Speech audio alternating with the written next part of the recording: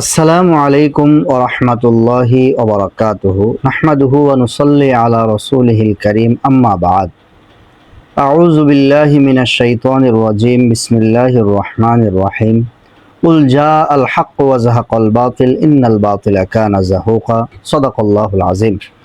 সম্মানিত দর্শক শ্রোতা বন্ধুগণ, আপনারা যারা কাছে থেকে এবং দূরে থেকে, দেশ এবং বিদেশ থেকে আপনারা যেভাবে আজকের লাইভ অনুষ্ঠানে সংযুক্ত আছেন, সকলকে ধন্যবাদ জানাচ্ছি। আজকে একটি বিশেষ গুরুত্বপূর্ণ বিষয় আপনাদের সামনে উপস্থাপন করার চেষ্টা করব। আল্লাহ তাআলা তৌফিক দান করুন। বিষয়টি হচ্ছে গত কয়েকদিন আগে জামাতের আকীদা বিষয়ক একটি সেমিনার অনুষ্ঠিত হলো, যেখানে জামাত ইসলামের যারা আলেম রয়েছেন, ওলামা বিভাগের যারা আছেন, তারা সেখানে উপস্থিত ছিলেন। তারা বিভিন্ন বিষয়ের উপরে আলোচনা করেছেন, বিভিন্ন বিষয়কে তারা তাদের মতো করে ব্যাখ্যা করেছেন, স্পষ্ট করার চেষ্টা করেছেন। কিন্তু সেখানে একটি জঘন্য মিথ্যাচার করা হয়েছে। যেই মিথ্যাচার সম্পর্কে আসলে আমরা আপনাদেরকে একটু যদি আগে না দেখাই, তাহলে আমরা কখনোই স্পষ্ট হব না যে আসলে সেই মিথ্যাচারটা কি।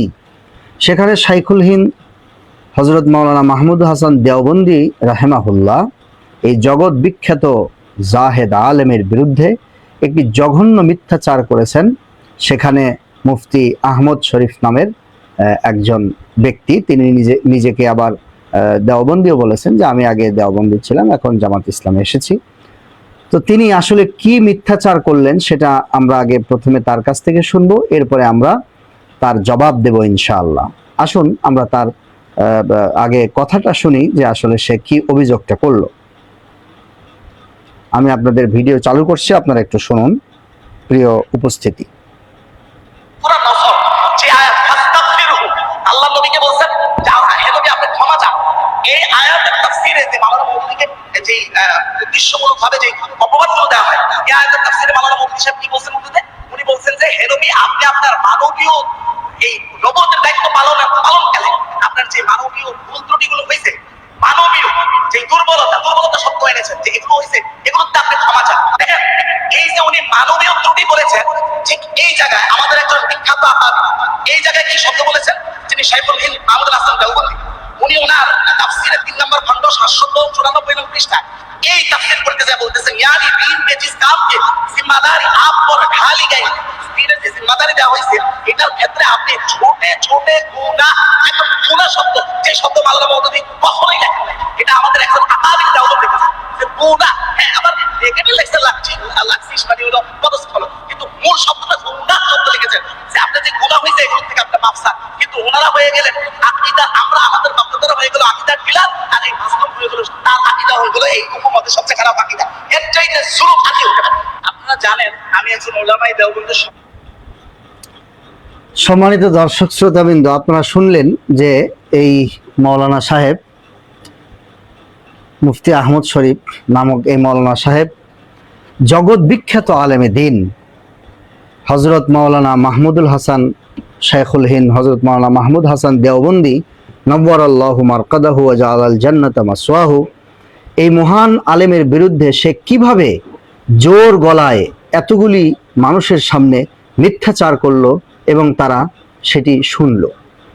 এটার দ্বারা দুটি জাহালাত প্রকাশ পেয়েছে। একটি হচ্ছে সে নিজেও পড়াশোনা করেনি, আমার মনে হয় যে তার যে তরজমাতুল কোরআন আছে এবং মৌজেহুল কোরআন আছে, সেটা সে নিজেও পড়েনি। আর দ্বিতীয় হচ্ছে ওখানে যারা শুনছেন তারাও এই বিষয়টা কোনোদিন দেখার সৌভাগ্য হয়েছে কিনা এটা আমার জানা নাই।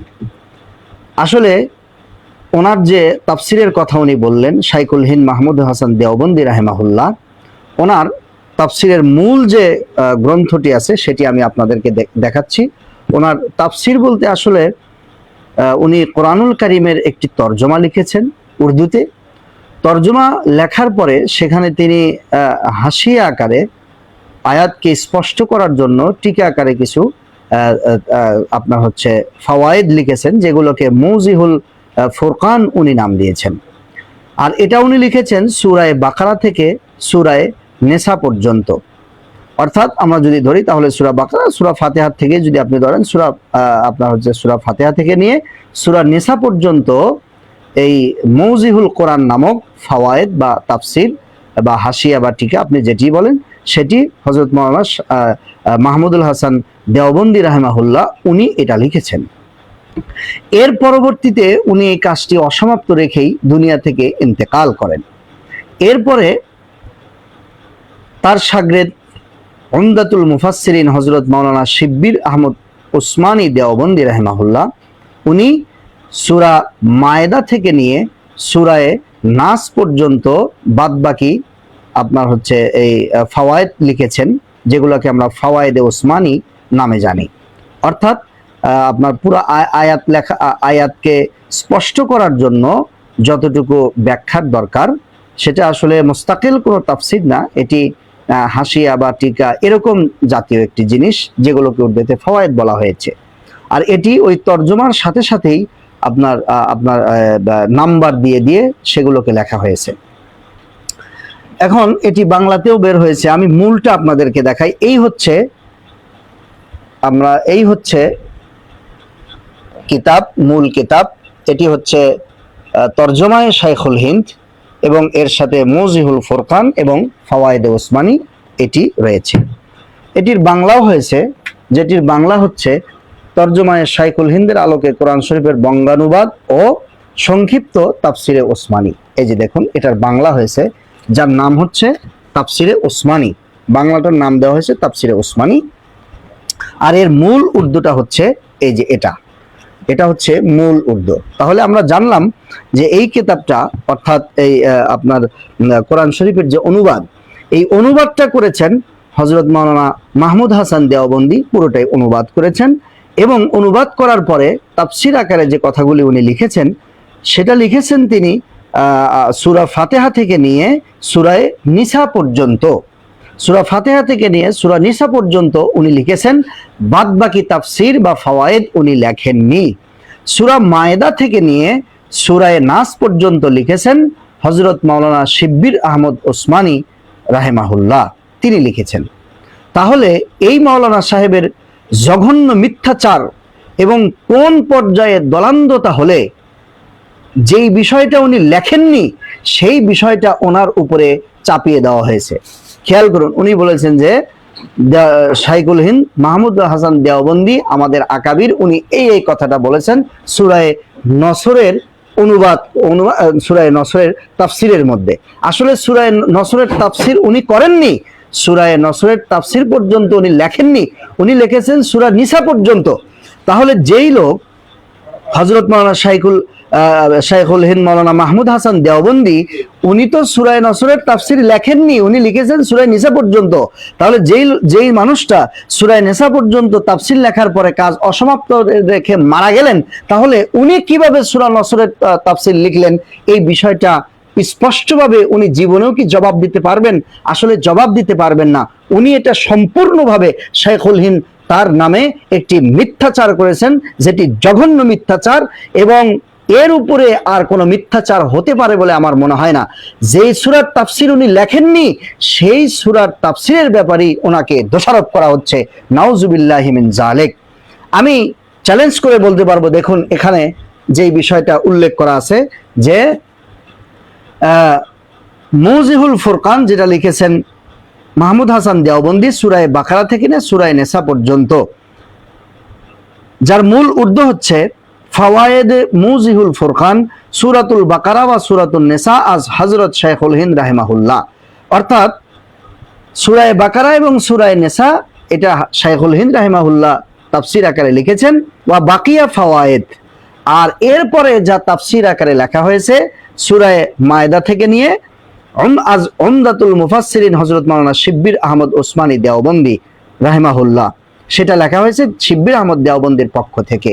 তাহলে সূরায়ে নাস কার মধ্যে পড়ে? সূরায়ে নসর ইযা জা নাসরুল্লাহি ওয়াল ফাত, এটা কার মধ্যে পড়ে? এটা কি আপনার হচ্ছে এই সূরায়ে ফাতিহা থেকে নিয়ে সূরা নিসার মধ্যে কোথাও পড়ে? যদি না পড়ে তাহলে ওটা তো উনি লেখেননি, স্পষ্ট কথা। তো যেটা লেখেননি ওনার উপরে এক নাম্বার এটা অপবাদ দেওয়া হয়েছে। মাওলানা সাহেব এখানে চরম মিথ্যাবাদী, চরম ধোঁকাবাজি করেছেন এবং জোর গলায় উনি শুধুমাত্র জামাতের পক্ষ অবলম্বন করতে গিয়ে মাওলানা মওদুদীকে বাঁচাতে গিয়ে উনি শাইখুল হিন্দের নামে ওনার আকাবির আসলাফ যাদের কথা উনি বলছেন তাদের উপরে তিনি মিথ্যা আরোপ করলেন। আল্লাহ তাআলা অবশ্যই এটার ফয়সালা করবেন এবং আল্লাহ তাআলা অবশ্যই এই ব্যাপারে জ্ঞাত, এটা আপনার জানা উচিত ছিল। দ্বিতীয় নম্বর হচ্ছে, আসুন আমরা দেখি যে আসলে তাফসিরে উসমানীর মধ্যে, অর্থাৎ যেটি শিব্বির আহমদ উসমানী তাফসির করেছেন সূরা নসরের, সেখানে তার উল্লেখিত এই শব্দগুলি আছে কি না। সূরা নসরের তাফসিরের মধ্যে যেটা লেখা হয়েছে, ইদা জাআ নাসরুল্লাহি ওয়াল ফাতহ ওয়া রাআইতান নাসা ইয়াদখুলুনা ফি দীনিল্লাহি আফওয়াজা ফাসাব্বিহ বিহামদি রাব্বিকা ওয়াস্তাগফিরহু ইন্নাহু কানা তাওয়াবা। এখানে বলা হয়েছে যে ফাসাব্বিহ বিহামদি রাব্বিক, তু পাকি বল আপনি রব কি খুবিয়া, আপনি আপনার রবের প্রশংসা করার মাধ্যমে আপনি রবের তাসবিহ পড়ুন। ওয়াস্তাগফিরহু, और গুনাহ বখশো উসসে, এবং ক্ষমা প্রার্থনা করুন তার থেকে, এবং নিজের গুনার ক্ষমা চান তার থেকে। বেশক ও মাফ করনে ওয়ালা হয়, নিঃসন্দেহে তিনি ক্ষমাকারী। দেখুন এখানে 7 নম্বর ফায়দাতে 7 নম্বর হাসিয়াতে এখানে তাফসীর আকারে কি লেখা হয়েছে, সেটা হচ্ছে यानी अपने लिए और उम्मत के लिए इस्तिगफार कीजिए, অর্থাৎ আপনার জন্য এবং উম্মতের জন্য আপনি इस्तिगफार বা ক্ষমা প্রার্থনা করুন। तंबीह, नबी करीम सल्लल्लाहु अलैहि वसल्लम का अपने लिए इस्तिगफार करना पहले कई जगह बयान हो चुका है, वही देख लिया जाए। সতর্কবার্তা, নবী করিম সাল্লাল্লাহু আলাইহি সাল্লামের নিজের ব্যাপারে ইস্তিগফার করার বিষয়ে ইতিপূর্বে কয়েকবার আলোচনা হয়েছে, সেই জায়গায় আপনি দেখে নিন। হযরত শাহ সাহেব লিখতে हैं, হযরত শাহ साहेब लेखन अर्थात शाह वलीउल्लाह मुहद्दिस देहलवी, यानी कुरान में हर जगह वादा ही फैसला का, और काफिर शिताबी करते थे। हजरत की आखिर उम्र में मक्का फतह हो चुका, कबाइल अरब दल के दल मुसलमान होने लगे, वादा सच्चा हुआ, अब उम्मत के गुनाह बख्शो, अब उम्मत के गुनाह बख्शो, बख्शोया कर के दर्जाए शफात का भी मिले। ये सूरत उतरी आखिरी उम्र में। हजरत ने जाना कि मेरा जो काम था दुनिया में कर चुका, अब सफर है आखिरात का। এখানে সতর্কতার মধ্যে যিনি শাহ সাহেবের কথা এখানে লেখা হয়েছে, সেটা হচ্ছে উনি বলছেন যে এটি আল্লাহ পাক রব্বুল আলামিন রাসূল সাল্লাল্লাহু আলাইহি সাল্লামের জীবনের শেষ দিকে নাজিল করেছেন, যখন দলে দলে মানুষ মক্কা দলে দলে মানুষ মুসলমান হচ্ছিলেন, তখন আল্লাহ তাআলা এই সূরাটি নাজিল করে বললেন যে এখন আপনার, আল্লাহ তাআলা ইঙ্গিত দিলেন যে এখন আপনার যাওয়ার সময় হয়ে গেছে, আখিরাতের সফরের সময় হয়ে গেছে, এখন আপনি আপনার উম্মতের জন্য আল্লাহ তাআলার কাছে ক্ষমা চান। আচ্ছা, এই হচ্ছে এখানে, এরপরে আর কোনো হাসিয়া বা তাফসীর আকারে এখানে কিছু লেখা হয়নি। এখন চিন্তা করেন, এখানে টিকাই হচ্ছে আপনার, এখানে টিকা হচ্ছে, এই টিকাটা দেওয়া হয়েছে 7 নম্বর টিকা। এরপরে এখানে এই সূরাতে আর কোনো টিকা নেই বা তাফসীর নেই, 7 নম্বরে এই কথাগুলি আছে। এখন এই মাওলানা সাহেব যে দাবি করলেন, দাবিটা আমি আপনাদেরকে আবার শোনাই। এই মাওলানা সাহেব যে দাবি করলেন যে কি কি কথা আছে, এটা আমি আবার আপনাদেরকে শোনাচ্ছি যে এখানে উনি কি কি কথা বললেন। যে দেখুন, উনি বললেন যে ছোটে ছোটে গুনাহ, দেখুন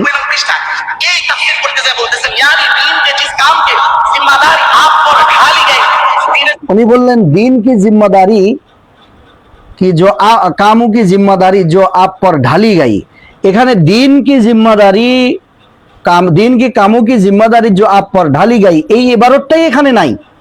চ্যালেঞ্জ থাকলো এই মাওলানা সাহেবের প্রতি যে শাইখুল হিন্দের নামে প্রথমত করা এই মিথ্যাচার, এটা আগে প্রমাণ করুক, হ্যাঁ, যে এটা ওনার লেখা। দ্বিতীয়ত হচ্ছে এটা সাব্বির আহমদ ওসমানী সাহেবের লেখা। সাব্বির আহমদ ওসমানী সাহেবের এই লেখাতেও দিনের কাজের জিম্মাদারি আপ পর যে ডালি গাই, এটা নাই। এরপরে দেখি উনি কি বলেন। দেখেন, দেখুন ইনি বলছেন যে ছোটে ছোটে গুনাহ, এখানে ছোটে ছোটে গুনাহ এগুলার কোনো কথাই নাই, ছোট ছোট গুনাহ এগুলার কোনো কথাই নাই। এখানে 7 নম্বর হাসিয়াতে যেটা দেওয়া হয়েছে সেটা হলো যে यानी अपने लिए और उम्मत के लिए इस्तिगफार कीजिए, अपने लिए और उम्मत के लिए, নিজের জন্য এবং উম্মতের জন্য আপনি ইস্তিগফার করুন। এখানে ছোট ছোট গুনাহ কোন জায়গা থেকে আসলো?